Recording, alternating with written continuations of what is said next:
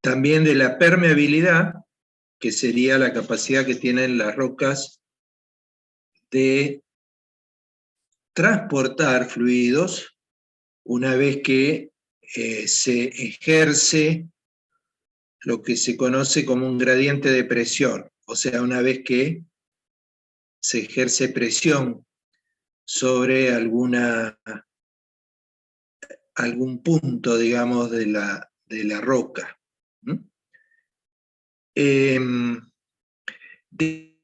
Digo porosidad y permeabilidad porque son los dos parámetros más importantes. Por supuesto que vieron muchas otras cosas con Sergio, pero focalizo sobre porosidad y permeabilidad porque son los parámetros realmente más importantes, los parámetros petrofísicos de una roca. Obviamente son importantes porque la porosidad, si hablamos de hidrocarburos, como son el petróleo y el gas, la porosidad va a definir qué cantidad de hidrocarburos tenemos alojados en los reservorios. Obviamente es deseable una porosidad elevada. Porosidades elevadas en petróleo serían aquellas superiores al 20%, 20, 22, 24, 25%. Esas son porosidades elevadas. Por supuesto, Sergio les comentó acerca de la diferenciación entre lo que serían reservorios convencionales, que son los que en principio vamos a tratar de manera preferencial, porque la teoría de la ingeniería de reservorios está fundamentalmente desarrollada para convencionales, pero después existen los llamados reservorios no convencionales, que han cobrado una gran importancia en los últimos 20 años en el mundo, debido al agotamiento de los recursos convencionales. Entonces, estos reservorios no convencionales se caracterizan por tener porosidades y permeabilidades fundamentalmente muy inferiores a los convencionales y necesitan ser estimulados principalmente o casi, digamos, de manera única, ser estimulados mediante lo que se llama fractura hidráulica, para poder conferir una mayor permeabilidad que va a ser, digamos, inducida, o sea, no va a ser una permeabilidad preexistente o natural, sino una permeabilidad inducida, estimulada, mediante la fractura. En cuanto a permeabilidades, bueno, para que tengan valores de referencia, una permeabilidad buena, hablamos de la cuenca neuquina y hablamos de reservorios convencionales, sería una permeabilidad por encima de los 100 milidarcy, hasta un darcy, o sea, 1000 milidarcy, ¿sí? Encontramos permeabilidades en ese rango, y serían buenas permeabilidades. Ya una permeabilidad de 50 milidarcy, 20 milidarcy, 10 milidarcy, son permeabilidades más bien bajas para los convencionales. Por supuesto, para un no convencional, una permeabilidad normal está en el orden de, digamos, 0.001 milidarcy, o digamos 0.01 milidarcy, ¿sí? Estamos hablando de permeabilidades que son entre 100 y 1000 veces menores que las de convencionales. Bueno, tanto la permeabilidad como la porosidad son propiedades de las rocas. O sea, una permeabilidad absoluta, porque también habrán visto que hay permeabilidades efectivas,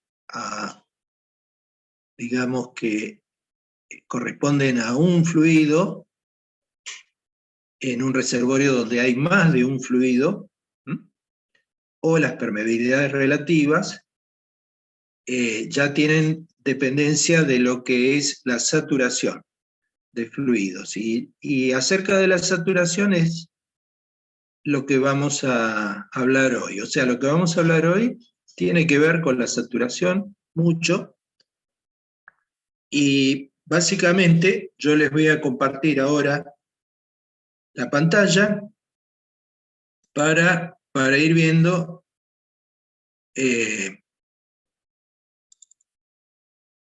la presentación de hoy. La presentación de hoy van a ver, bueno, van a ver en pantalla, perdón, van a ver en pantalla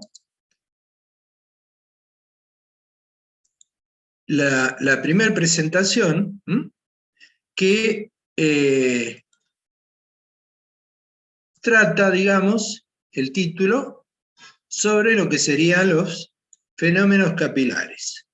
O sea, los fenómenos capilares aparecen cuando fundamentalmente hay más de un fluido presente en una roca, como suele ser el caso, no como suele ser, como es siempre el caso de las rocas petroleras. O sea, las rocas petroleras, por supuesto, deseamos que haya petróleo, deseamos que haya gas, que son los hidrocarburos que constituyen nuestro recurso, pero inevitablemente vamos a encontrar agua. O sea, en general vamos a tener dos fases de fluidos, eventualmente tres fases de fluidos, y también tenemos gas libre, de manera tal de que vamos a tratar con medios porosos, en donde hay más de un fluido, hay más de una fase fluida.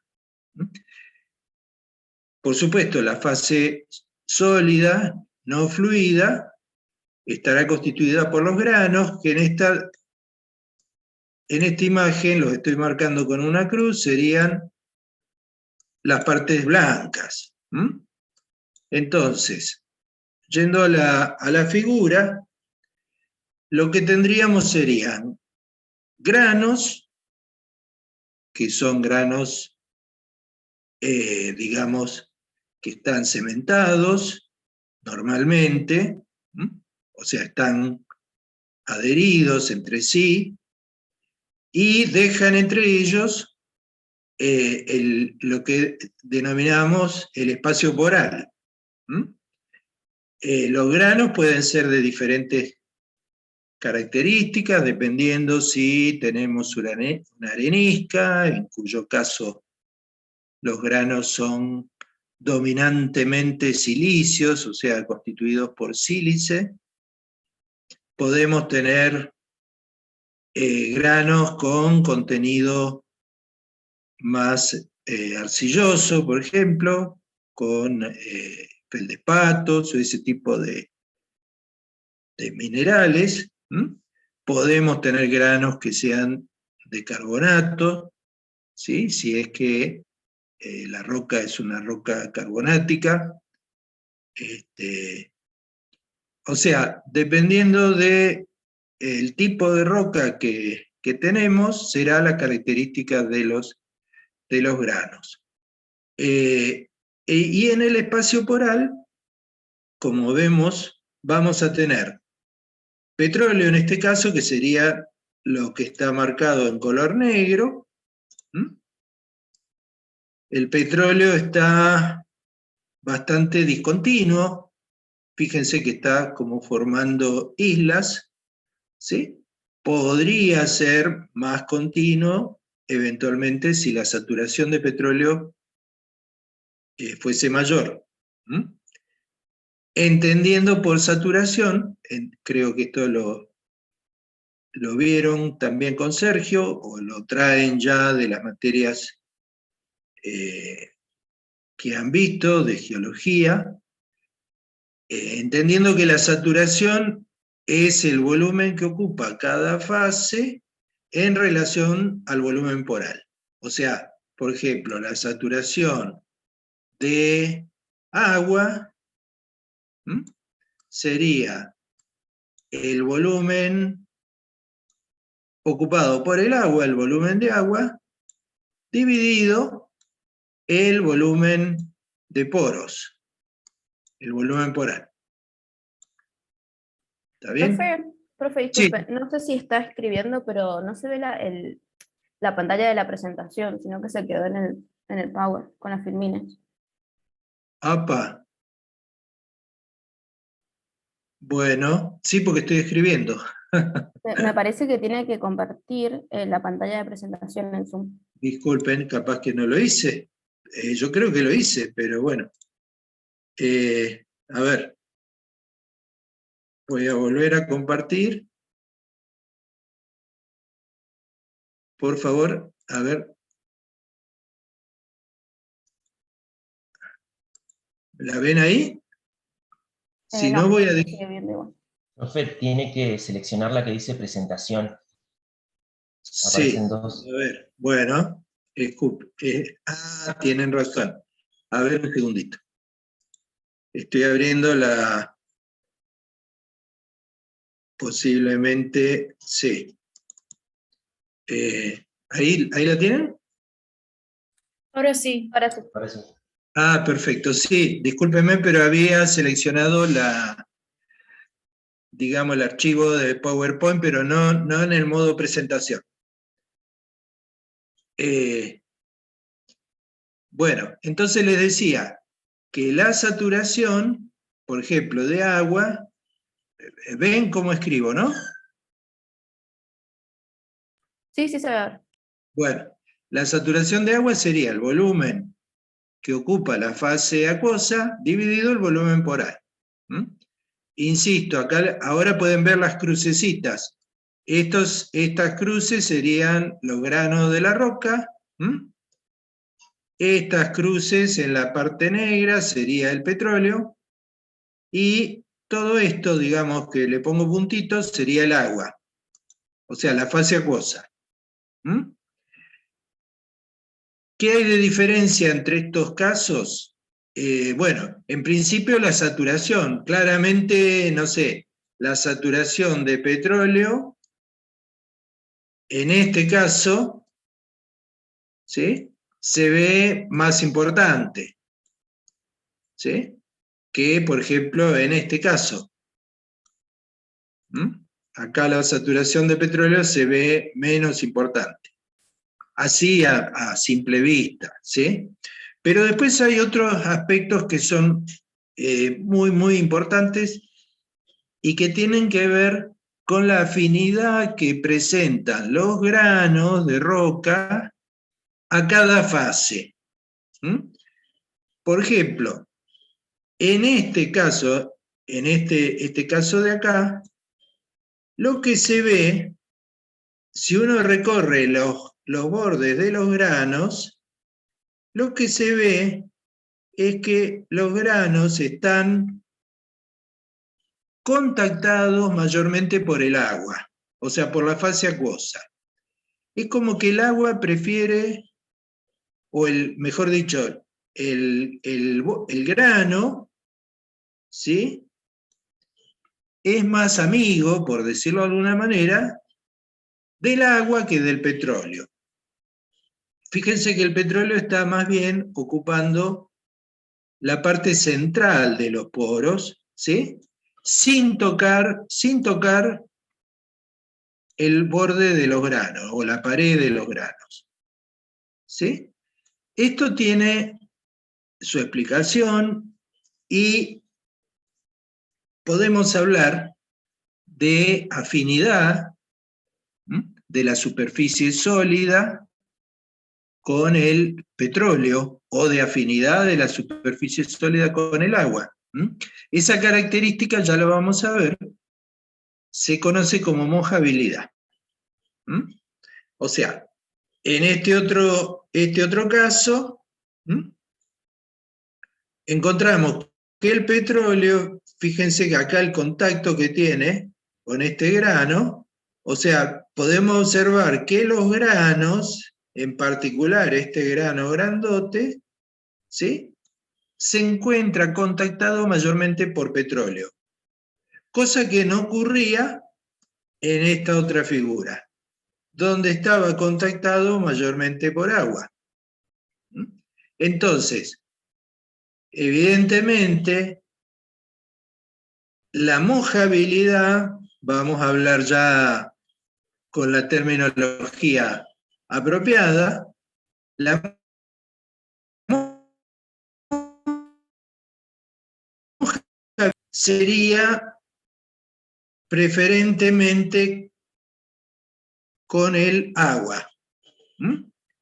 O sea, la roca sería mojada por el agua, más que por el petróleo. Mientras que en este caso, la roca sería mojada por el petróleo más que por el agua. Y en este caso, el de la derecha, hablaríamos de una mojabilidad intermedia, o sea, una roca que no se define muy bien en cuanto a sus afinidades con el agua y con el petróleo. O sea, estas situaciones las vamos a encontrar de manera repetida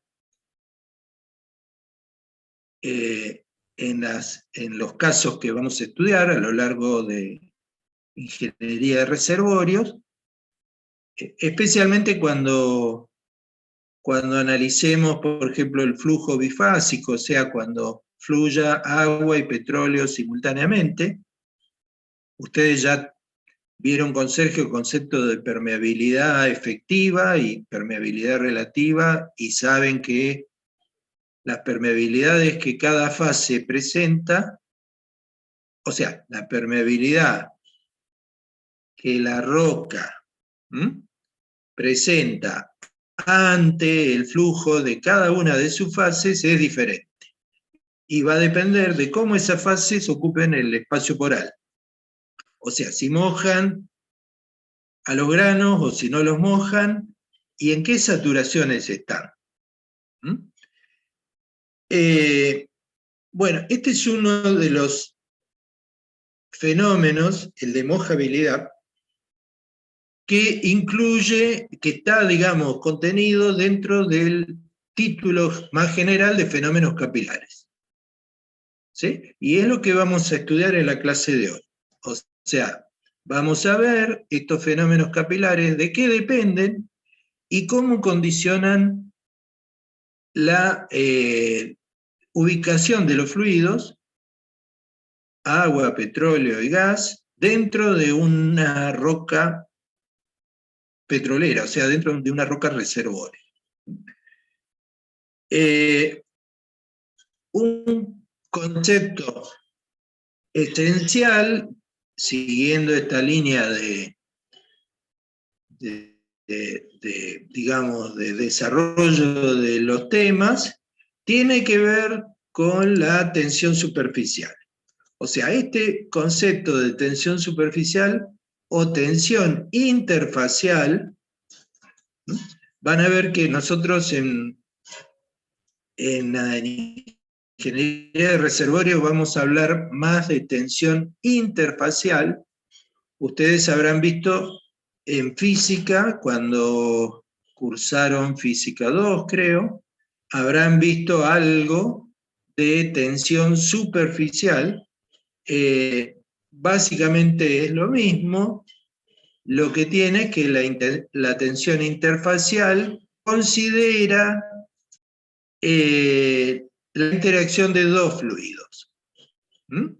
En general, cuando hablamos de tensión superficial, hablamos de tensión superficial de un fluido, que normalmente es un líquido, y la otra fase presente suele ser su propio vapor, digamos, o aire simplemente. O sea, la segunda fase sería un gas, y los gases tienen un efecto mucho menor sobre la tensión interfacial. Por lo tanto, se puede hablar de tensión superficial de un único fluido.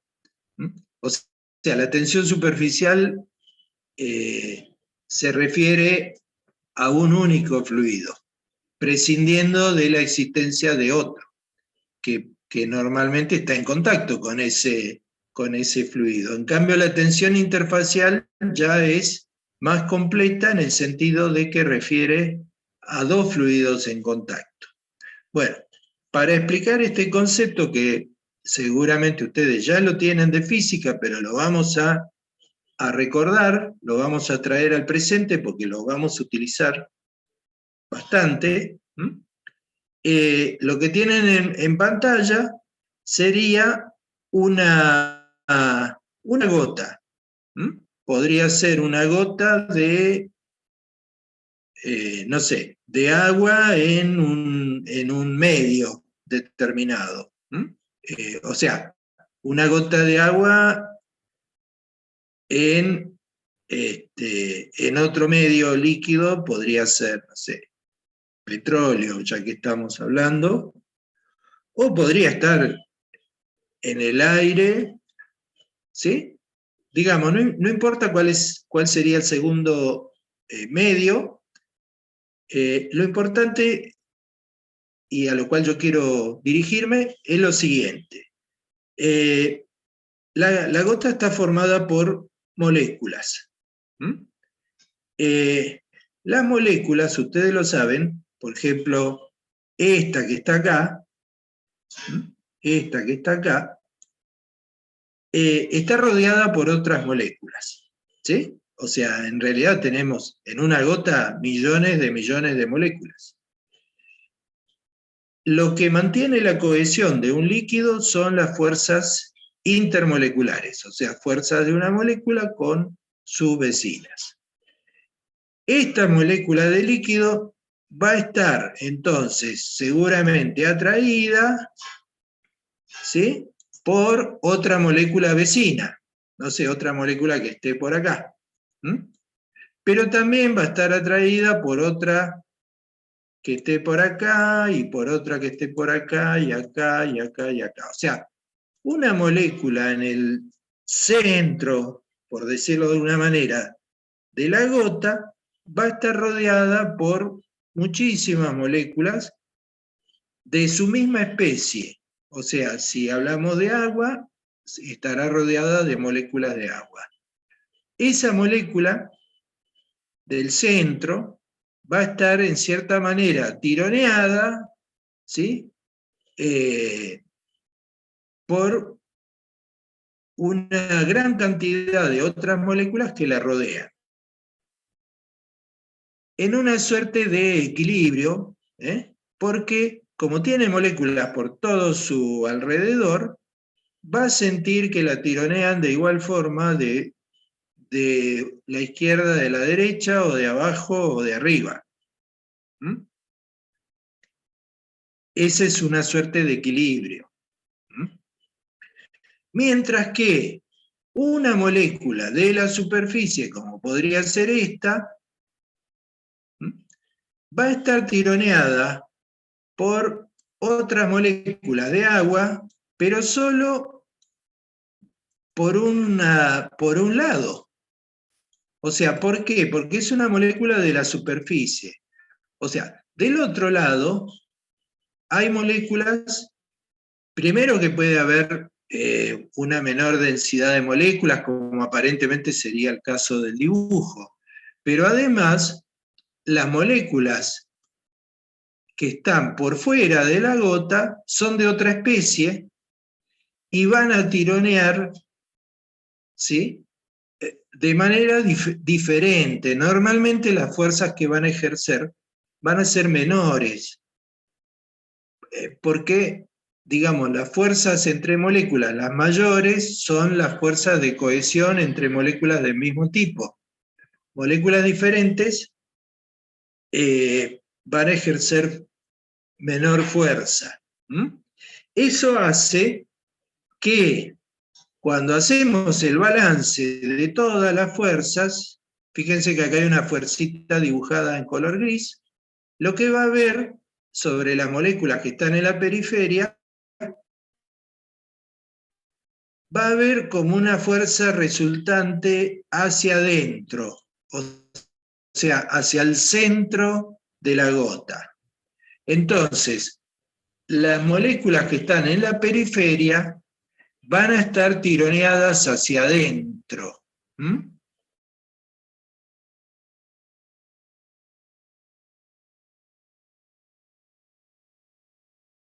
Más pareja. Entonces, chicos, cuando se corte, yo enseguida vuelvo a conectar, porque este es un Zoom de ese público. Así que tengo que reconectar. Bueno, entonces, las moléculas que están en la periferia van a estar sujetas a una fuerza hacia el centro. ¿Qué sucede cuando yo quiero? Voy a cambiar el color del puntero. Cuando yo quiero, por ejemplo, a esta molécula, ¿sí?, la quiero llevar hacia la periferia. Bueno, lo que sucede si yo quiero hacer eso es que voy a tener que vencer a la fuerza que aparece cuando me acerco a la periferia. Por lo tanto, si yo quiero, por supuesto, eso significaría ampliar la superficie de la gota. Bueno, lo que voy a tener que hacer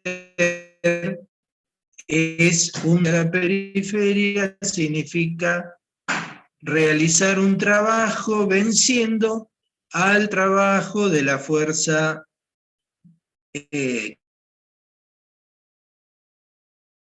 apunta hacia el centro, o sea, el centro hacia la periferia. No es gratis, hay que gastarse ahí una cierta cantidad de energía. Entonces, esto funciona de alguna manera como si la gota fuera un globo. Un globo, vamos a suponer que este es el globo, le hago acá el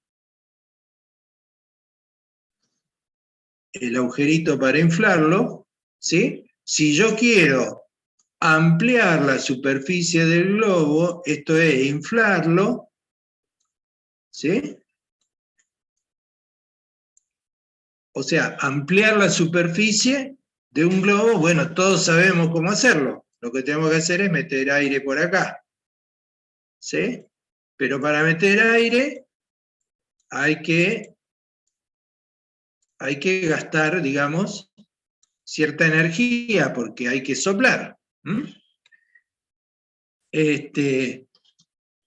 definitiva, cuando el globo se encuentre más grande, supongamos que el globo logramos expandirlo. Disculpen el dibujo que es difícil dibujar con esto, sería esto algo esférico, ¿no? Pero si el globo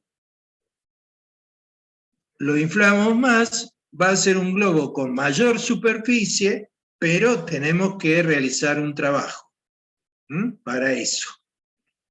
El globo lo que tiene es, entonces, interiormente tiene más cantidad de aire, ¿sí? Y todo está contenido dentro de una membrana, ¿sí? Una membrana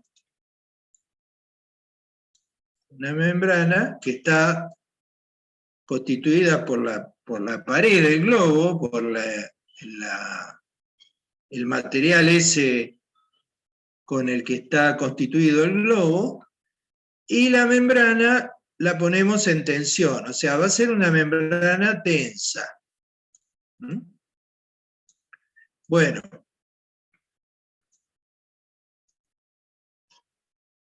La tensión de esa membrana, o sea, el incremento de la tensión de esta membrana,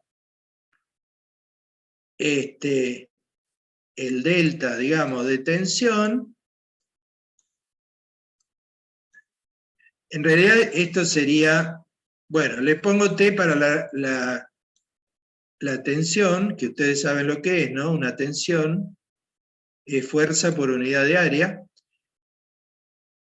O sea, la tensión acá sería, si yo tomo un pedacito acá de pared del globo, sería una fuerza tangencial ejercida, ¿sí?, sobre ese segmentito de pared.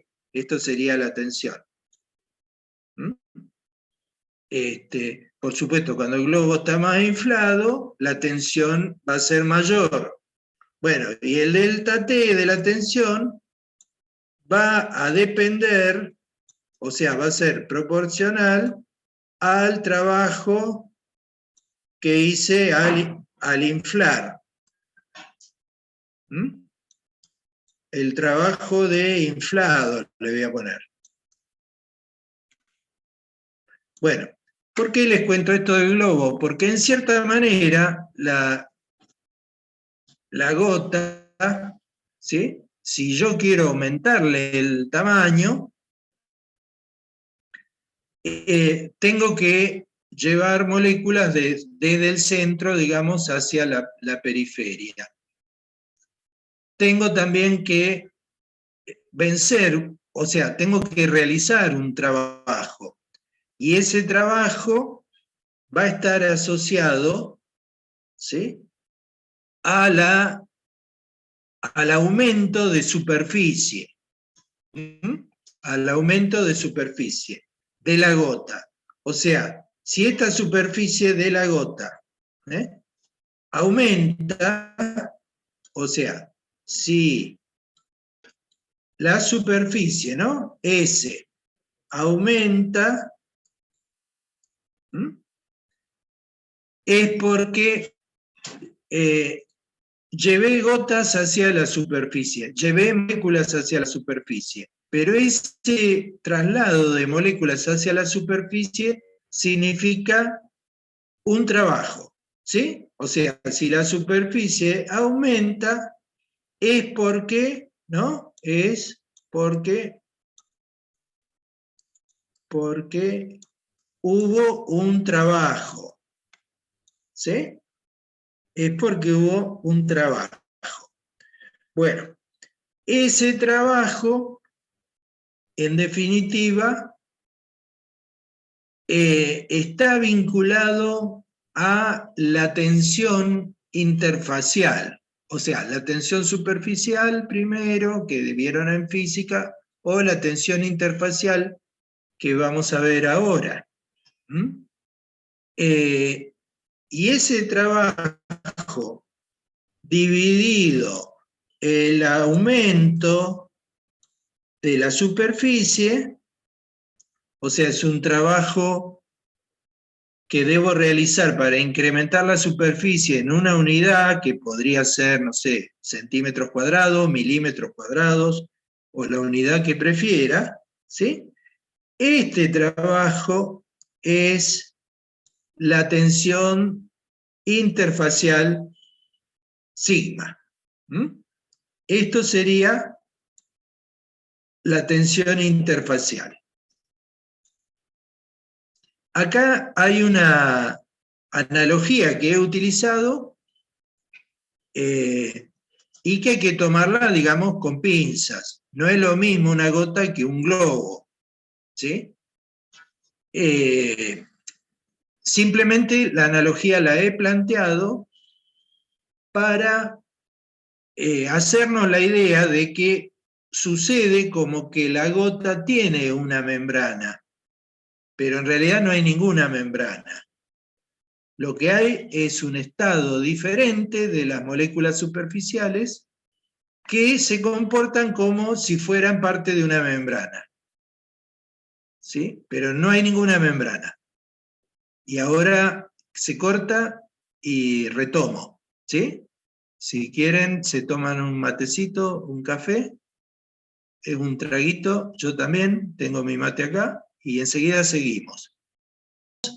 Así avanzamos un poquitito.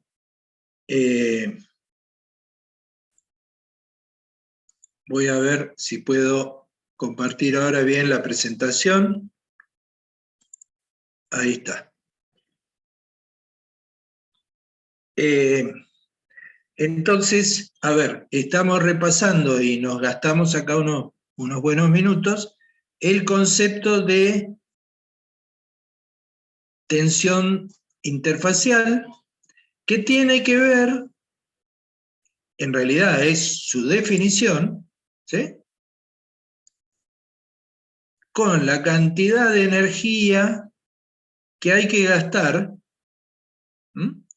para incrementar la superficie, en este caso de la gota, en una unidad. Acá podría ser el trabajo, que es energía, podría estar en Joule, y la variación de superficie, no sé, en metro cuadrado, o podrían ser ergio por centímetro cuadrado, o la unidad de energía y área que a ustedes se les ocurra. En definitiva, la tensión interfacial, que vamos a denotar con la letra sigma, ¿sí?, va a ser eso, va a ser una energía asociada a la unidad de área que esa gota presenta. Por supuesto, si acá hay dos fases, o sea, por un lado está el líquido de la gota y después está la otra fase que rodea la gota. Entonces, la tensión de interfase sigma podría ser, no sé, por ejemplo, supongamos, podría ser agua, si la gota es de agua, y petróleo si la otra fase es petróleo, por mencionar alguna fase, ¿sí? Ya que vamos a hablar mucho de petróleo, bueno, le ponemos tensión de interfase agua-petróleo. O sea, lo que va a tener en cuenta entonces esta tensión de interfase es la energía que se requiere para aumentar la superficie de una gota de agua que está sumergida en petróleo. Ese sería el concepto. O sea, toma en cuenta las interacciones entre las moléculas de agua que constituyen la gota y las moléculas de petróleo que la rodean, ¿sí? Por supuesto que esta tensión de interfase va a depender de qué tipo de moléculas, por ejemplo, si el petróleo es, no sé, muy rico en decano, o en isoctano, o el hidrocarburo que sea. Va a depender mucho de la constitución química del petróleo. Bueno, este concepto está desarrollado en esta diapositiva, que básicamente expresa la idea que les comenté en la diapositiva anterior. O sea, por este lado, esto sería una superficie, por ejemplo, un sector de la superficie de la gota, original, o sea, con el tamaño inicial. Por acá abajo tendríamos, por supuesto, agua. y por acá afuera tendríamos petróleo. Voy a poner oil, que es más fácil. Aparte, van a ver mucho oil en ingeniería de reservorio. Fundamentalmente porque la bibliografía que usamos y las presentaciones y todo se basan en textos que están en inglés. O sea, la palabra oil significa en inglés aceite. Que el petróleo es un aceite. Entonces tenemos una superficie original de la gota, que sería la que estoy rayando en rojo, y después tendríamos otra superficie expandida, o sea, con la gota más grande. Bueno, entre esas dos superficies hay un delta de superficie, o sea, hay un delta S, ¿sí? Que será la superficie final, S final, menos S inicial. Siendo S final esta que tenemos acá, ¿sí? Y S inicial esta que tenemos acá. Bueno, la superficie inicial sería esta que tenemos acá, L1 por L2. O sea, ¿qué es L1 y qué es L2? Bueno, sería este cachito, ¿sí? Esto sería, por ejemplo, L1, y este cachito de acá sería L2. ¿Sí? O sea, digamos, no sé, base por altura. Ahora, la nueva superficie, la superficie final, la S final, va a estar incrementada. O sea, el área va a ser de esa superficie esta que tenemos acá. A', B', C', D'. Sería A', B', C', D', ¿no? Sería el área esa. Esa área va a ser el área inicial, L1 por L2, más los incrementos. ¿Cuáles son los incrementos? Bueno, los incrementos tienen que ver, y acá hay un razonamiento geométrico, ¿sí? Con, o sea, el nuevo L1 sería este que tenemos acá. Ven que está más grande, ¿no? Y el nuevo L2 sería este que tenemos acá, que está más grande. Bueno, esos L1 y L2 tienen incrementos que salen geométricamente de esta figura que tenemos acá. De esta figura. O sea, básicamente van a depender de este diferencial Z, ¿sí? O sea, de cuánto el radio o alguno de los radios de la gota, en el caso de que no sea esférica, en cuánto se incrementa, y de estos ángulos y las variaciones que sufre, alfa y beta. Yo no me voy a detener a explicar, pero fíjense, dz sobre R1, dz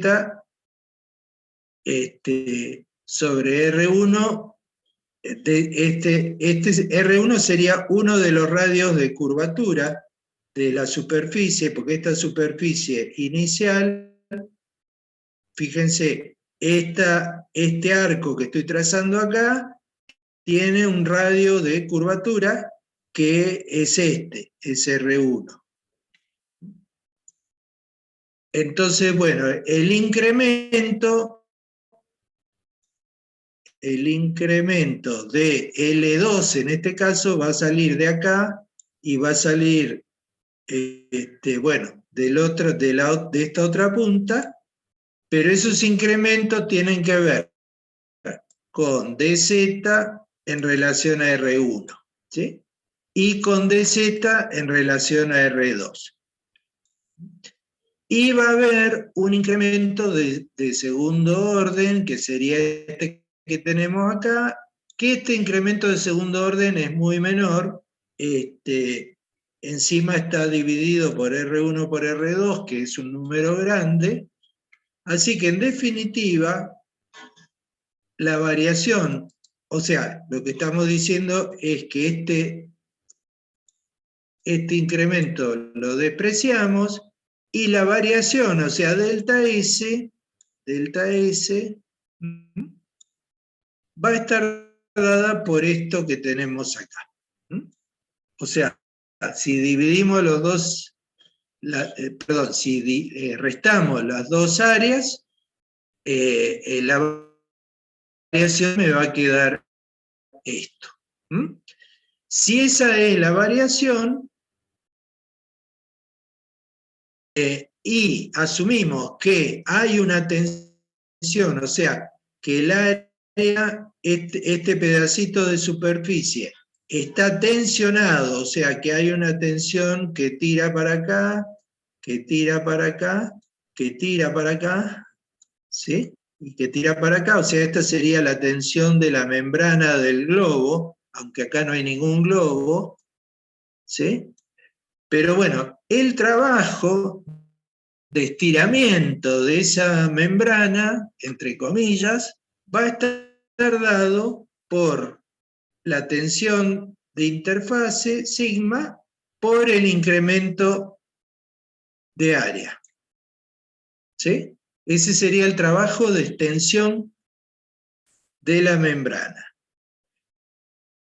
Pero ese trabajo, digamos, está sustentado, digamos, ¿sí? Por el trabajo de la presión. Si tenemos una presión interna de la gota, ¿sí?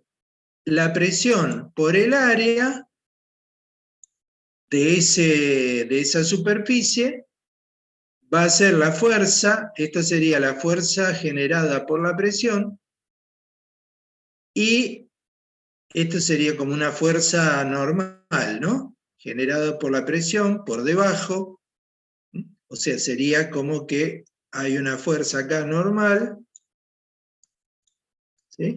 Fuerza normal, bueno, por el desplazamiento de esa fuerza que es diferencial Z. O sea, lo que estaríamos diciendo acá es que el trabajo de estiramiento en realidad es un trabajo que hace la presión. Y esos trabajos deben ser iguales porque estamos en condiciones estacionarias, o sea, acá no hay energía cinética ni nada de eso, o sea, simplemente un trabajo se invierte en el estiramiento de la superficie sin acelerar ni nada. Bueno, si igualamos estas dos expresiones, ¿sí? O sea, este trabajo con este otro,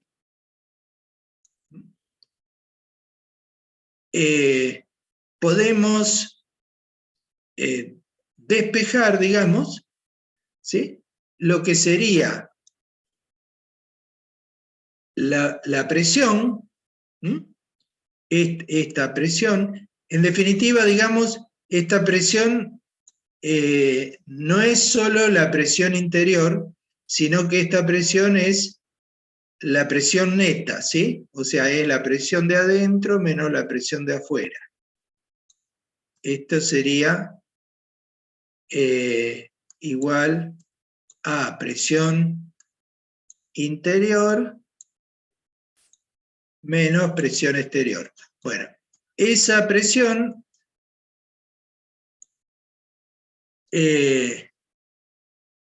esa presión, disculpen, es lo que se llama presión capilar. Y si la despejamos, vamos a llegar a esta relación, que esto se conoce como ecuación de Laplace. ¿Sí? Este señor Laplace se dedicaba a muchas cosas, evidentemente, y está en todos lados. Ecuación de Laplace. Bueno, ecuación de Laplace. ¿Sí? En esta ecuación de Laplace, lo que encontramos entonces es que esa presión, que es una presión neta, o sea, es diferencia, esta presión capilar es diferencia entre la interior y la exterior, ¿sí?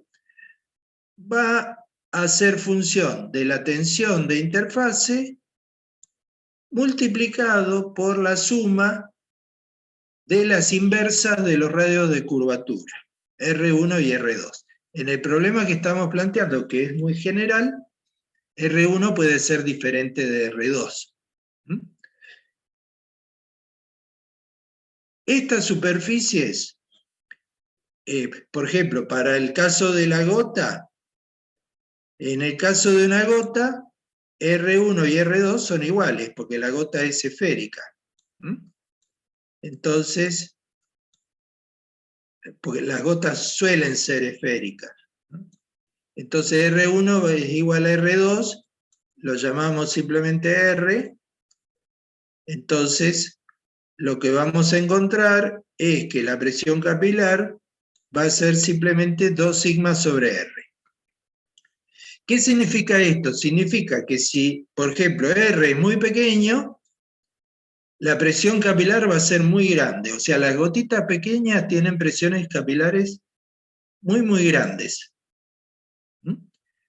La presión capilar disminuye en la medida que la gota se hace más grande. Es una consecuencia importante. Después hay otra cuestión. Y disculpen que vaya un poquito, me estoy preocupando porque voy por la diapositiva 3 y ya pasó una hora. Pero me detengo en estas cuestiones y les pido a ustedes que analicen más el detalle. ¿Sí? Yo llego hasta cierto punto, pero bueno, seguramente hay cosas que las paso por alto. A veces ocurre que los radios de curvatura no son, como en este caso, de una superficie convexa.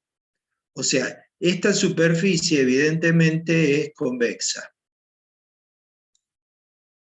Este concepto, bueno, lo tienen de análisis matemático, convexo, cóncavo, ¿sí?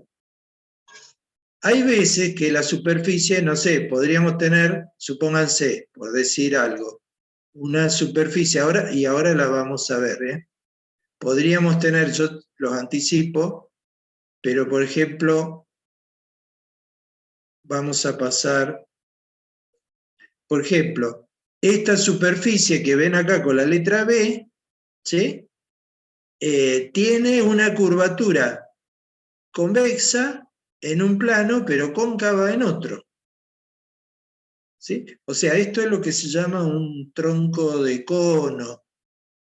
Creo que en análisis lo llamaban así, un tronco cónico. ¿Sí? O sea, evidentemente hay una curvatura. Hay acá una sección circular, que sería esta que tenemos acá, donde el radio de curvatura es este, ¿sí? Pero también hay en el otro plano, bueno, hay una curvatura cóncava. O sea, va a haber acá un radio de curvatura, bueno, acá está representado con la letra ρ, ¿sí? Un radio de curvatura ρ, que hay que medirlo desde afuera, no desde adentro del líquido, sino que el radio está sobre la otra fase. ¿sí? Eso denota una curvatura cóncava, no convexa. Bueno, estos casos están contemplados dentro de la ecuación de Laplace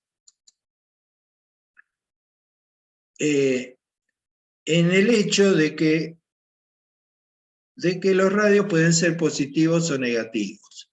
O sea, si la curvatura es cóncava, el radio es negativo. O sea, el término asociado a la concavidad, que sería este, ¿sí?, le va a corresponder signo negativo. Bueno, esto hace que la presión capilar, digamos, pueda inclusive ser negativa, dependiendo de la forma de la superficie. Y este es un concepto nuevo. Esto ya no lo vieron en física, ya es más nuestro, digamos, de la parte petrofísica y de reservorios. O sea, reservorios, a ver, esto es más petrofísica, pero en reservorios vamos a utilizar estas ideas. Por lo tanto, las retomamos.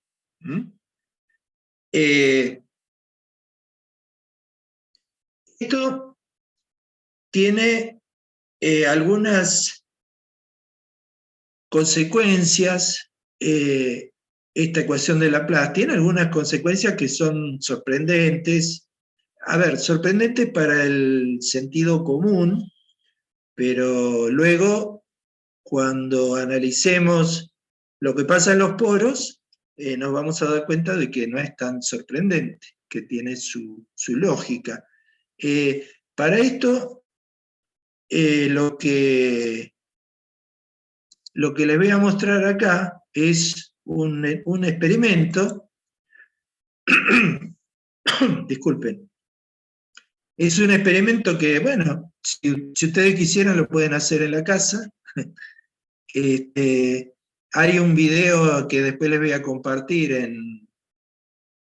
en YouTube para mostrarlo.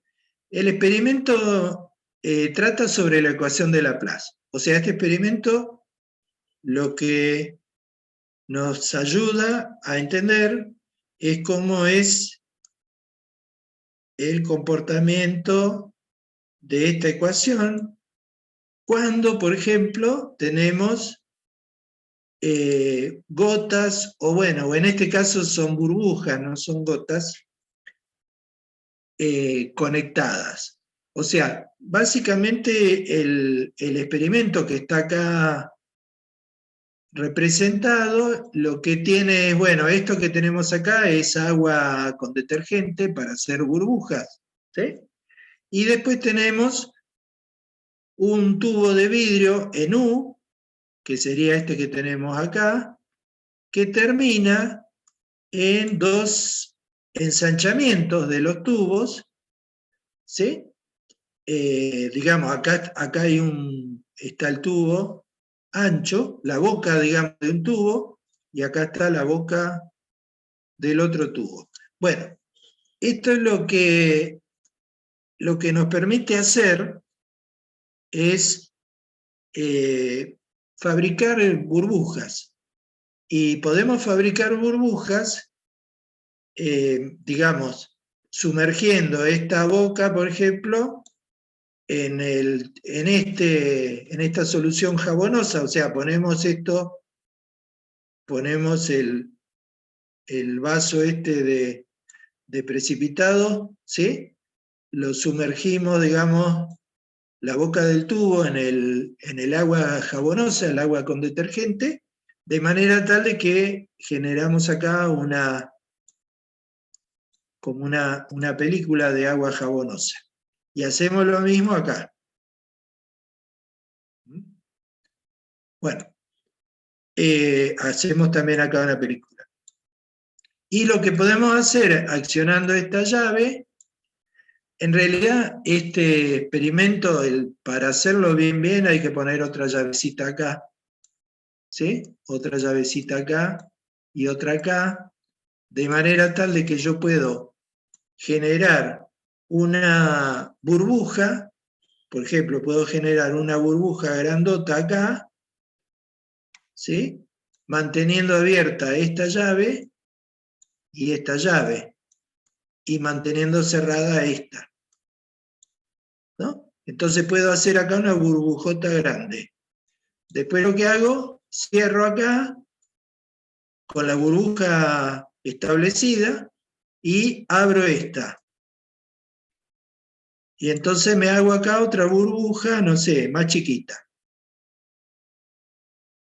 Bueno, una vez que tengo las dos burbujas hechas, que serían esta y esta, lo que hago es abrir esta otra llave. O sea, abro esta y abro esta otra. O sea, y cierro esta acá. O sea, pongo las burbujas en comunicación entre ellas. ¿Sí? Fíjense, acá estaría la burbuja grande, no sé si se alcanza a ver, y acá está la burbuja más chiquita.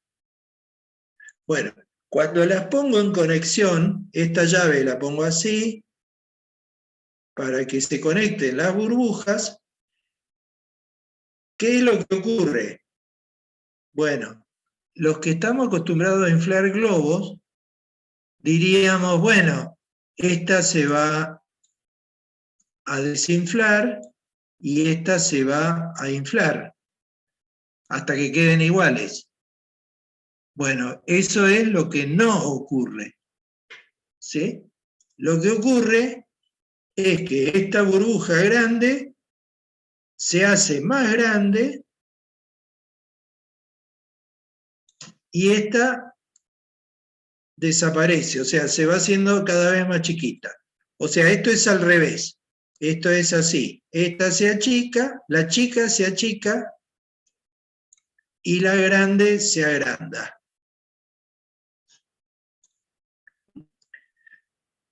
Hasta que la chica desaparece y nos queda solamente una burbujota grande, que sería la que ya era grande. Bueno, ¿por qué ocurre eso? Ocurre porque la presión capilar es mayor en la burbuja chiquita, ¿sí?, que en la burbuja grande. O sea, la presión capilar de la chica, ustedes ya saben que es burbuja, ¿no? De la chica es mayor que la presión capilar de la grande. Entonces, la presión, bueno, cuando digo la presión capilar, estoy también diciendo que la P1, la presión interior, P1 de la chica, es mayor que la P1 de la grande.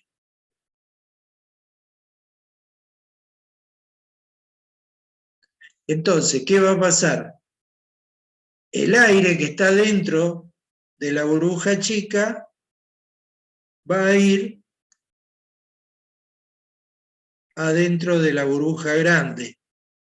¿Sí? O sea, la burbuja chica se va a desinflar para inflar a la burbuja grande. Y la burbuja chica, cuanto más chica es, más grande es la presión interior. ¿Por qué? Porque depende del radio. Cuanto más grande es el radio, perdón, cuanto más chico es el radio, más grande es la presión capilar. Entonces más grande es P1. O sea, este fenómeno es irreversible, o sea, muy inestable. La burbuja chica se desinfla y la grande crece hasta que no hay más burbuja chica. Vamos a quedar solo con la burbuja grande.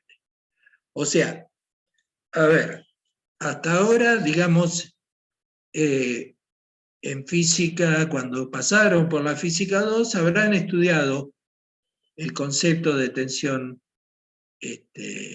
superficial y habrán visto la presión interna de una burbuja, de una gota, ¿sí? Pero no vieron ¿Qué sucede cuando una gota se conecta con otra o cuando una burbuja se conecta con otra? Sobre todo cuando las burbujas tienen diferente tamaño, ¿sí? Y lo que sucede es que va a haber un flujo de fluido interior desde donde hay mayor presión interior, o sea, la burbuja chica, hacia donde hay más presión interior. Donde hay, perdón, menos presión interior, la burbuja grande. Esto, por ejemplo, es lo que ocurre cuando tenemos petróleo dentro de un poro. O sea, ustedes ya saben que los poros, genéricamente hablando, tienen un cuerpo, ¿sí? Y después los poros están comunicados con otros poros. Esa comunicación de un poro con otro poro se hace a través de lo que se conoce como gargantas porales, ¿sí? Las gargantas porales, así como la garganta de una persona, son lugares estrechos por donde se comunican espacios más grandes como son los poros. La geometría de una garganta poral es similar a este tronco de cono, ¿sí? La presión capilar y la presión en la garganta va a estar definida no solamente por la tensión de interfase, sino también por los radios de curvatura. En el caso del tronco de cono, uno de los radios de curvatura es cóncavo. Por lo tanto, corresponde acá un signo negativo, ¿sí? Para tener valores de referencia, en este caso que está tomado de un paper muy viejo de fenómenos capilares en poros, acá se ha considerado a los efectos nada más de ver cómo juegan los valores, los números. Si el radio, digamos, es 1, o sea, este radio es 1, ¿sí? Y el otro lo dejamos libre, el radio de curvatura, en principio, ¿sí? Si le ponemos al radio de curvatura, por ejemplo, el valor 4, que sería 4 veces mayor que el radio convexo, obtendríamos una presión en la garganta de 0,75 sigma, ¿sí? Mientras que en el frente, o sea, esto es la garganta poral, pero en algún momento acá tenemos el poro, ¿sí? Que suponemos lleno con petróleo, ¿sí? La presión en la parte del poro, ¿sí? Y en particular en el frente, o sea, este petróleo que viene acá, que es esférico, tiene, bueno, una presión acá, que sería la presión en el frente. Bueno, la presión en el frente, si consideramos R igual a 1, esto me va a dar 2 veces sigma. O sea, voy a tener una presión en el frente mayor que la presión en la garganta, ¿sí? Pero en algún momento, cuando R crece, porque este poro, esta gota, digamos, de petróleo, esta gota de petróleo, digamos, puede aumentar su radio, entonces la presión en el frente, acá, va a ir disminuyendo. Por ejemplo, si R es igual a 4, la presión capilar, digamos, y la presión en el frente, perdón, esto sería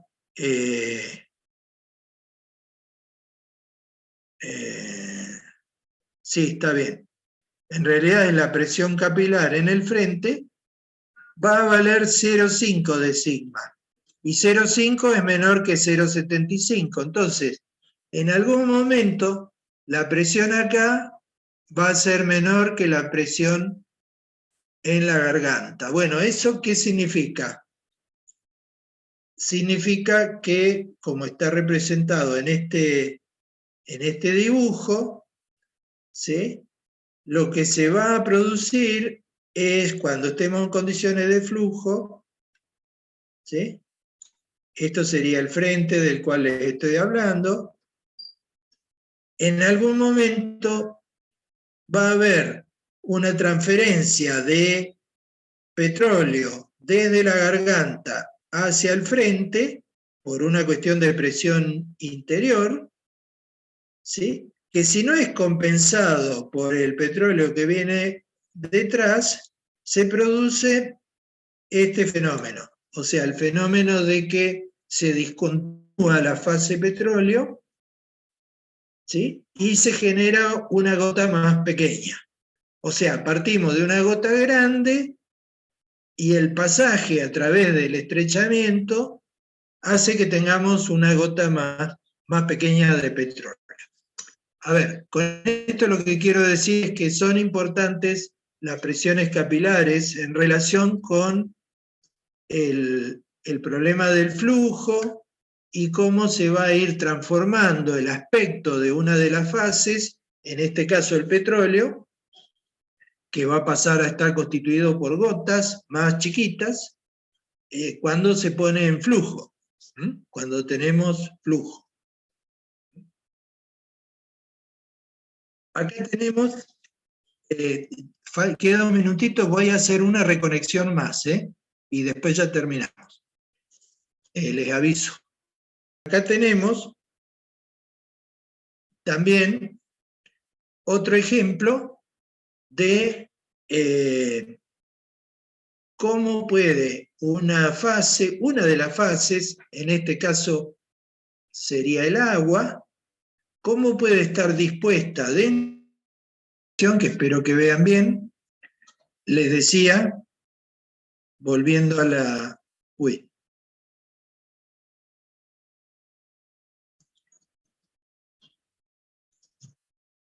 Disculpe.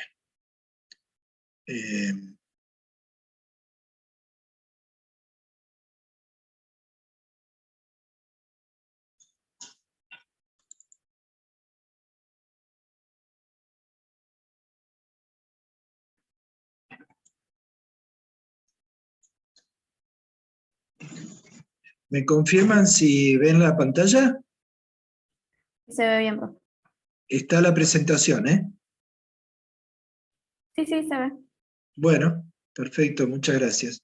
No, les decía respecto de esta diapositiva, digamos, que es importante entonces reconocer, perdón, reconocer cómo estimar las presiones capilares dentro de en lo que es un medio poroso.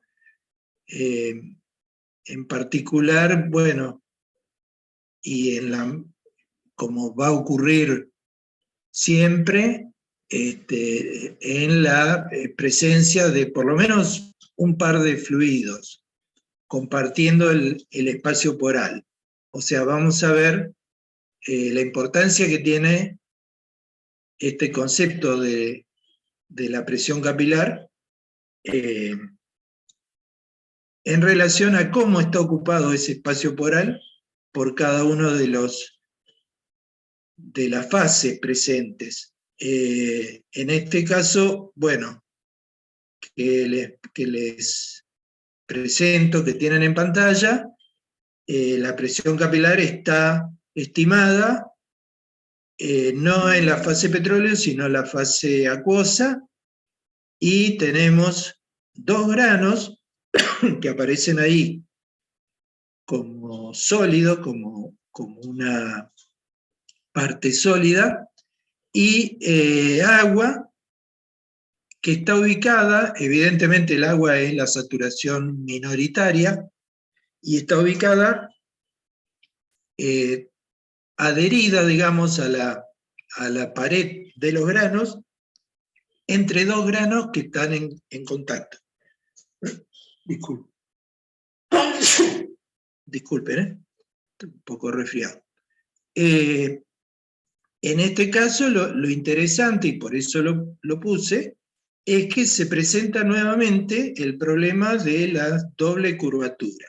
O sea, vamos a tener, imaginando, acá hay que usar un poquitito la imaginación, ¿sí? Hay que imaginar ese cuerpo de agua adherido a los granos, hay que imaginar la forma que tiene, ¿sí?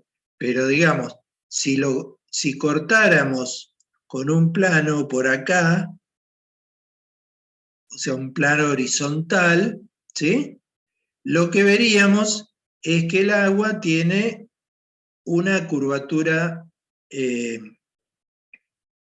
convexa, con un radio R2, o sea, acá el agua sería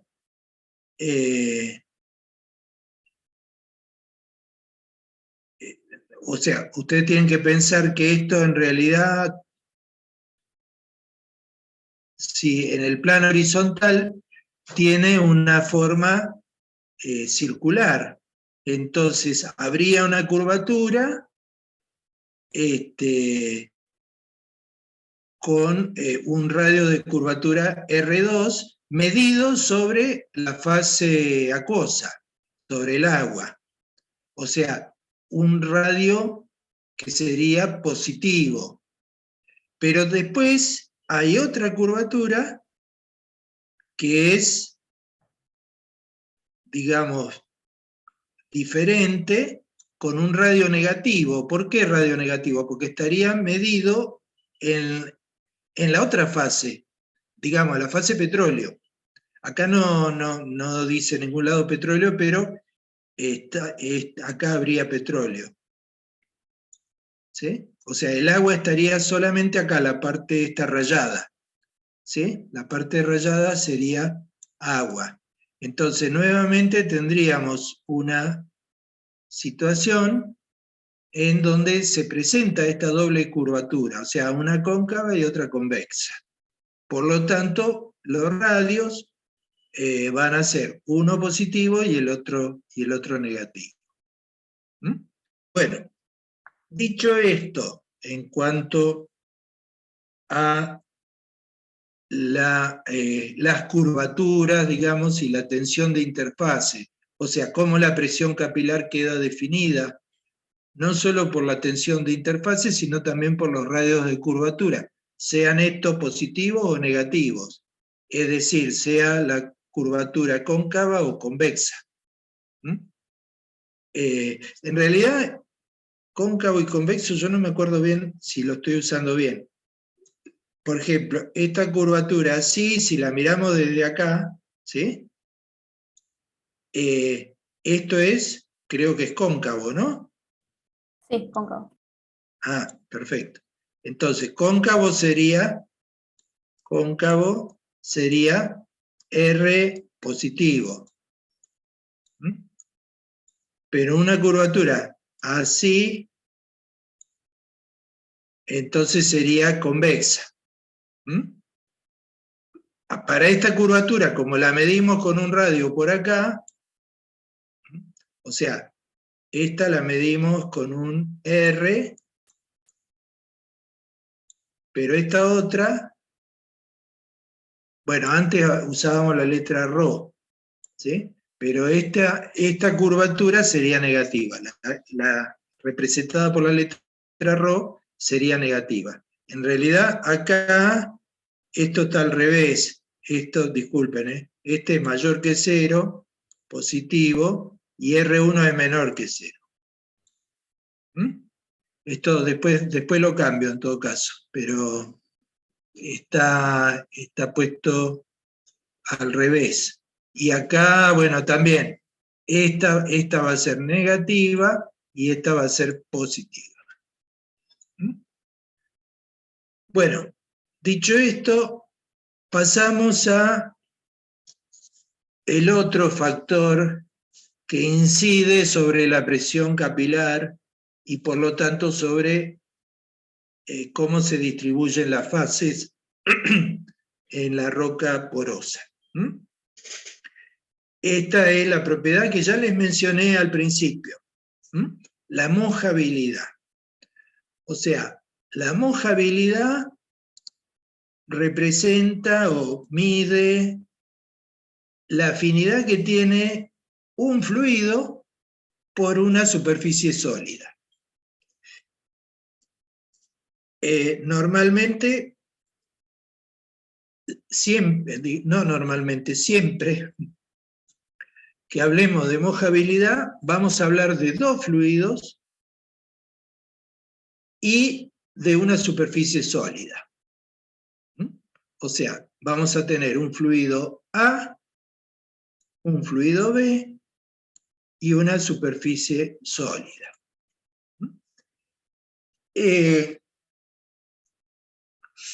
Como les anticipé al principio, puede ocurrir que un fluido moje la superficie sólida y otro fluido no moje la superficie sólida. ¿Qué significa que moje o que no moje?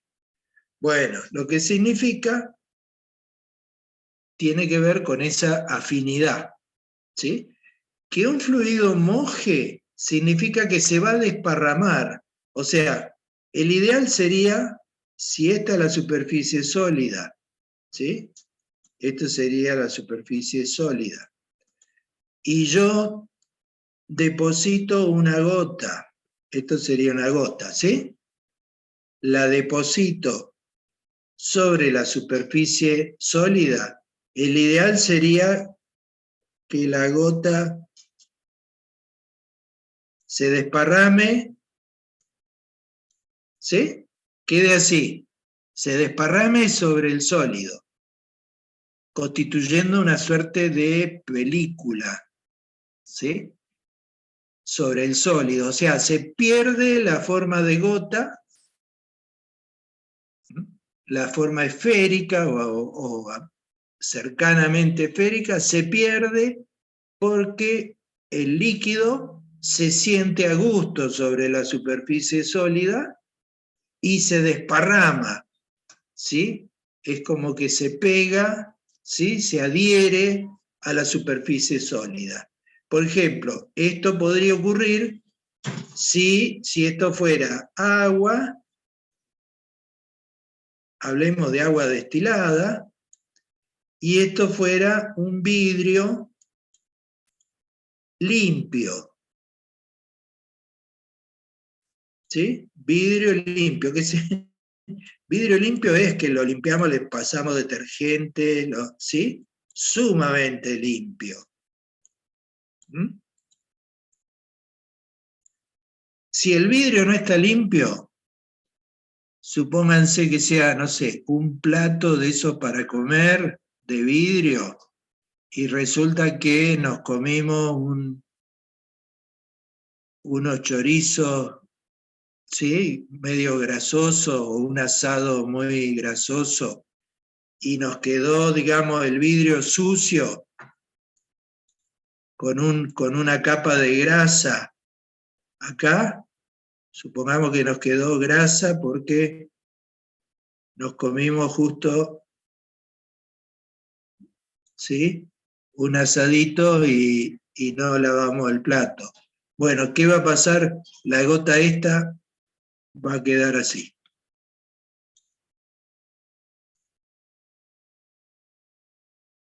Bueno, algo así. Entonces, y esto les habrá pasado, lo habrán visto alguna vez, cuando hay grasa, uno tira una gotita, grasa, podría ser manteca, no sé, algo así, ¿sí? Uno tira una gota de agua y la gota queda tal cual. O sea, se aplasta un poquito por acción de la gravedad, pero queda así, ¿sí? Entonces, ¿cómo uno puede hacer para que la gota se desparrame? Bueno, una cosa muy linda, si la quieren hacer, la prueba, porque digamos, plato con grasa todos tenemos alguna vez en la cocina. ¿sí? Le tiramos una gotita así chiquitita de detergente, ¿sí? Si le tiramos detergente, a esa gotita que quedó ahí, que la vemos, porque puede ser inclusive una gota bastante grande, ¿sí? Si le tiramos detergente, automáticamente, no viene el detergente, se incorpore acá, la gota hace blue, se desarma. Con el detergente. Y vuelve a recostarse sobre la superficie. ¿Qué es lo que hace el detergente? Bueno, hace una cosa. Primero, se reduce la tensión de interfase. O sea, la tensión superficial del agua o la tensión de interfase agua-aire se reduce, pero por un orden de magnitud por lo menos. ¿Sí? Si se pierde la tensión de interfase, si baja, significa que la gota ya no puede mantenerse, ya no tiene la membrana esa que la recubría, porque he bajado la tensión de interfase, ¿sí? Y luego cambia también la afinidad con la superficie, el detergente. Entonces, el agua que no mojaba el plato sucio, ahora lo puede mojar, ¿sí? El agua con el detergente moja el plato sucio. Sin el detergente no lo moja.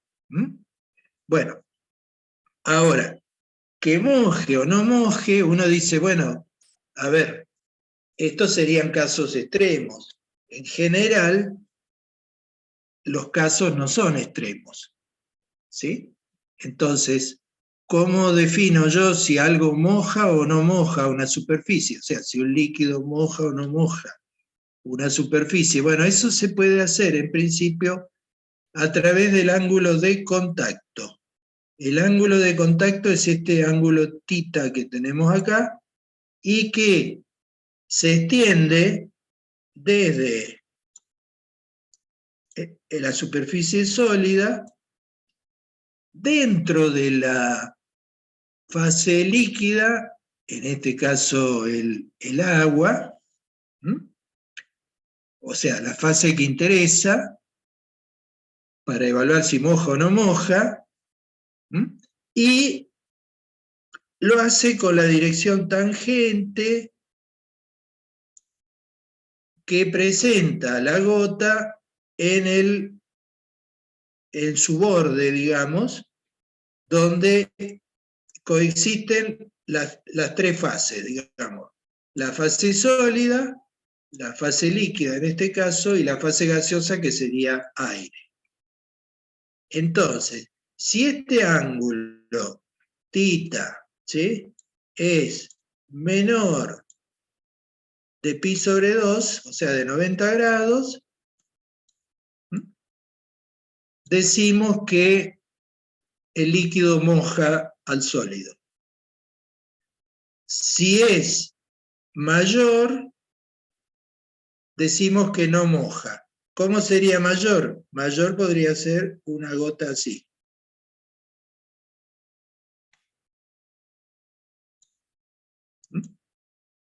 O sea, si el ángulo acá sería así. Sería, por ejemplo, de, qué sé yo, 150 grados. ¿Sí? 150 grados, bueno, significa que el líquido no moja. Y un ángulo de 90 grados, bueno, acá estaría representado algo así. Un ángulo de 90 grados sería una cosa así.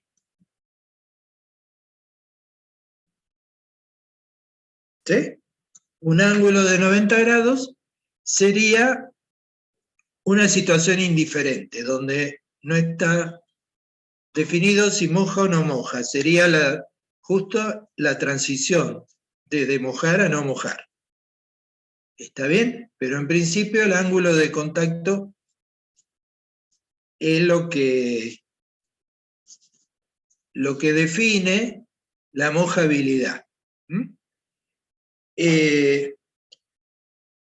Cualquier molécula ubicada en este punto, digamos, donde coexisten las tres fases, bueno, va a estar sujeto a la acción de las tensiones de interfase. En este caso particular, a 3 tensiones de interfase. ¿Por qué? Porque hay 3 interfaces. O sea, hay una interfase que es entre el sólido y el líquido. O sea, todas las moléculas, por ejemplo, del líquido que están cerquita del borde con el sólido, están sujetas a la tensión de interfase sólido-líquido. Las que están por acá están expuestas a la tensión líquido-gas. Y las que están por acá, bueno, por ejemplo, las del gas, porque siempre hablamos del fluido, van a tener una tensión interfacial sólido-gas. Las moléculas de gas o de líquido que estén acá, justo en la zona, la triple frontera, diría yo, van a estar sujetas a la acción de esas tensiones, y la condición de equilibrio en la dirección X va a estar dada por esta ecuación, de donde voy a pasar, bueno, perdón, de donde uno puede despejar el ángulo θ en función de las tensiones de interfase. O sea, de esta ecuación, 7,1 yo no lo hice acá, pero uno podría despejar el coseno de θ como, bueno, la tensión de interfase sólido-gas menos la tensión de interfase sólido-líquido dividido la tensión de interfase líquido-gas. Por ejemplo, si esta tensión de interfase es muy grande, por ejemplo, no sé, si el líquido fuera un... bueno, no se me ocurre ahora, pero dependiendo de los valores de estas tensiones de interfase, va a quedar definido el ángulo θ. Bueno, además de esto, también hay otras cuestiones importantes respecto de la tensión, del ángulo de contacto. En principio, bueno, acá tenemos valores de referencia de ángulos de contacto, ¿sí? Y tensiones de interfase para fluidos, para interfaces comunes en ingeniería de reservorio. Por ejemplo, caso de agua-aire. Agua-aire normalmente, bueno, en realidad acá no tiene sentido el ángulo de contacto, porque no hay referencia al sólido, pero entiendo que debe referirse, no está puesto, pero debe referirse a una superficie afín con el agua, hidrofílica, o sea, como un vidrio, ¿sí? Pero bueno, para destacar, por ejemplo, fíjense el tema de las tensiones de interfase. Fíjense la del mercurio con el aire, o sea, el mercurio tiene una tensión de interfase muy, muy grande. fíjense en relación con la de, bueno, la del petróleo o la del agua, es muy, muy superior a las otras tensiones de interfase. Esto no sé si alguna vez ustedes han roto un termómetro de mercurio o han visto mercurio, pero el mercurio siempre, siempre forma gotas. Si ustedes tiran mercurio sobre un vidrio, se hacen todas gotitas, muchas, muchas gotitas, ¿sí? ¿Por qué hace gota el mercurio? Porque tiene una tensión de interfase muy, muy grande, muy, muy grande. ¿Mm? En cuanto a, fíjense, el aire obviamente tiene la más baja. Acá el cuadro no dice nada respecto de la densidad del aire, pero debe ser aire atmosférico. ¿Sí? Tensión superficial muy, muy, muy baja. Pero bueno, algo mayor la del petróleo y por supuesto la del agua.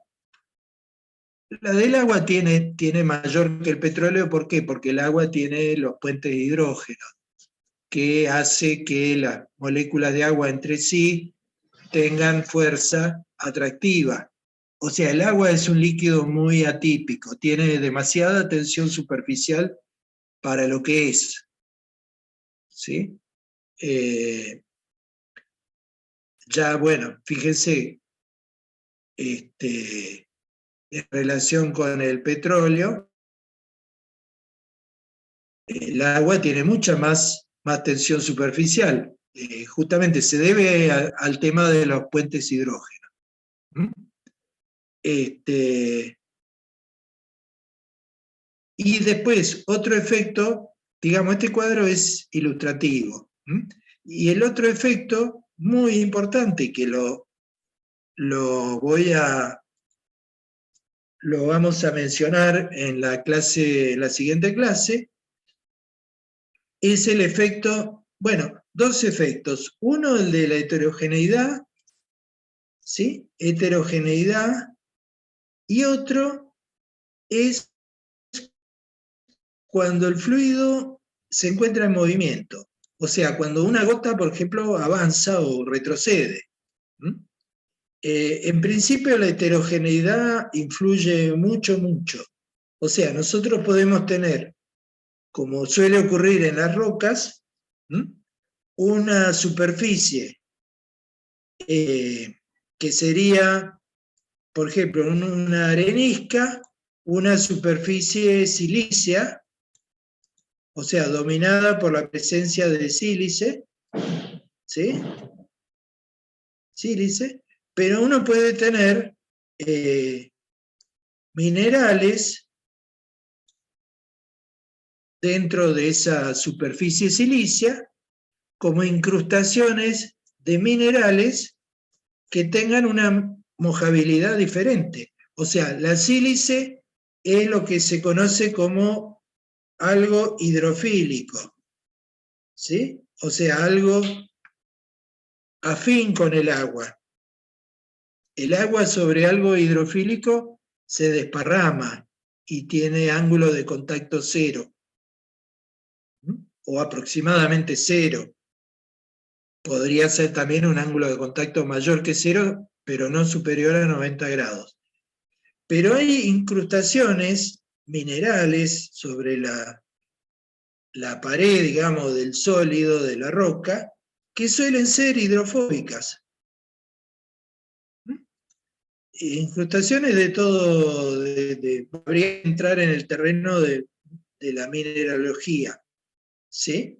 Pero pueden ser algunas sales minerales o puede ser también partes orgánicas. O sea, hay rocas, por ejemplo, las rocas, las arcilitas o las limonitas, o sea, que tienen por ahí contenidos orgánicos, sólidos, o sea, de materia orgánica, pero que está incorporada a la roca. Esas incrustaciones son generalmente hidrofóbicas, o sea, no son mojadas por el agua. Entonces, el ángulo de contacto va a estar influido por la presencia de esa mineralogía de la roca. O sea, si es mayormente silicia, bueno, pero si tiene contenido de material hidrofóbico, ¿cómo está disperso ese contenido? O sea, no pensemos la roca como algo uniforme de un solo material, de un solo constituyente, sino que suele ser una mezcla de constituyentes en cuanto a la mineralogía. Y el movimiento hace que el ángulo de contacto se modifique. O sea, un ángulo en una condición estacionaria, ¿sí? Podríamos tener un ángulo de contacto próximo a 90 grados, pero si la gota, pensemos que acá hay una gota, ¿no? O sea, acá hay una gota, algo así. Bueno, si la gota está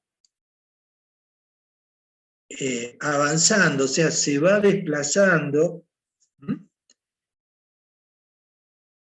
el ángulo de contacto, o sea, sobre una superficie mayormente hidrofílica, el ángulo de contacto puede ser mayor de 90. O sea, puede tener un comportamiento como si fuera hidrofóbico. ¿Sí? Mientras que si retrocede,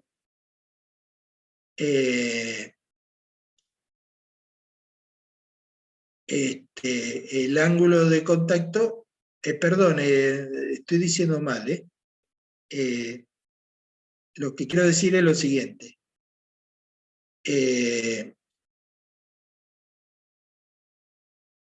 La gota tiene una parte anterior y una parte posterior, ¿sí?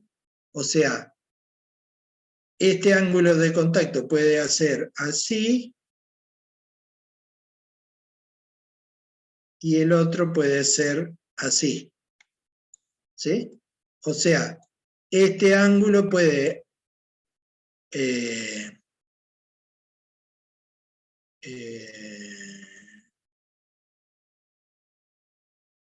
sí, disculpe, estoy mezclando un poquitito los temas porque no me acuerdo bien. No, está bien, perdón, este sería avanzando y este sería en retroceso. ¿Sí? Avanzando y en retroceso el mismo ángulo. Perdón, disculpen acá, por favor, quiero aclararlo bien. O sea, el mismo ángulo que de manera estacionaria sería θ, avanzando sería mayor que θ y en retroceso sería menor. ¿Sí? Es así, disculpen, estaba confundiendo una cuestión que tiene que ver con el ángulo frontal, por decirlo de alguna manera, de la gota y el ángulo de atrás, ¿sí? Pero que es otro problema. Pero esta figura se refiere simplemente a, al retroceso y a la, digamos, acción de avanzar, o sea, moverse para allá, como está acá, o para allá, como está bien indicado. Paso a la siguiente. ¿Cómo juega este ángulo de contacto entonces sobre la forma de las gotas depositadas sobre un sólido en función de la afinidad del líquido con el sólido y de la tensión de interfase? Bueno, estaría sintetizado en esta figura, esta de acá, disculpen, esta figura de acá. O sea, están los tres casos de mojabilidad, de indiferencia y de no mojabilidad. Justo en la no mojabilidad está puesto el caso del mercurio, el cual se ve favorecido por la elevada tensión superficial que presenta. Ahora, estas características de tensión interfacial y de mojabilidad definen, entre otras cosas, algo muy importante en ingeniería de reservorio, que es el ascenso capilar. El ascenso capilar es el ascenso, que puede ser descenso también, ¿sí?, de un fluido dentro de un tubo capilar, esto es un tubo delgado. Si el ángulo de contacto es menor de 90 grados, ¿sí?, que sería el caso de que el líquido moja al sólido, y tenemos un sólido, digamos, afín con ese líquido, vamos a observar lo que se denomina ascenso capilar. O sea, vamos a observar que el líquido, en este caso sería agua, que moja al sólido, o sea, la pared del capilar, preferentemente por sobre el petróleo, va a experimentar ascenso capilar. Si el comportamiento de ambos fluidos, petróleo y agua, en relación con el sólido del capilar, es indiferente, o sea, es este caso, no vamos a tener ascenso. O sea, simplemente la interfase dentro del capilar se va a establecer al mismo nivel que fuera del capilar. O sea, como si el capilar no existiera.